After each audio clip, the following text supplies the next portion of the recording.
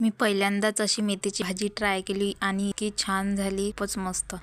जास्त काही नाही लागत यासाठी फक्त थोडे शेंगदाणे भाजून घेतले, थोडा फुटाणे घेतले, तीळ घेतली आणि याचा मिक्सरमधून पेस्ट करून घेतला। नंतर कढईमध्ये तेल घेतलं आणि लसण आणि मेथी अगोदर सॉटे करून घेतले। त्यानंतर कढईमध्ये थोडं तेल घेतलं, त्यानंतर त्यामध्ये जिरं, लसूण आणि मिरचीचा ठेचा परतून घेतला। त्यानंतर त्यामध्ये कांदा ऍड केला, कांदा चांगला परतून घेतला। त्यानंतर त्यामध्ये 2 चमचे तिखट टाकलं, 1 चमच काश्मीरी लाल मिर्च, हळद, मीठ आणि गरम मसाला ऍड केला। त्यानंतर ते पूर्ण होऊ दिले। त्यानंतर त्यामध्ये टोमॅटो ऍड केले। टोमॅटो झाले की तो आपण केलेला पेस्ट ऍड केला आणि नंतर तो पेस्ट मस्त असा शिजू दिला आणि त्यानंतर त्यामध्ये तो पेस्ट असा तेल सोडायला लागला की त्यामध्ये मग मेथी ऍड केली आणि त्याला झाकून 2-3 मिनिट पकू दिलं आणि ही मस्त अशी मेथी तयार झाली। चवीला खूपच छान लागते आणि भाकरी सोबत तर एकदमच छान लागते। मी नक्की ट्राय करा आणि तुम्ही कशासोबत ट्राय केली ते कमेंट करून सांगा। Bye bye.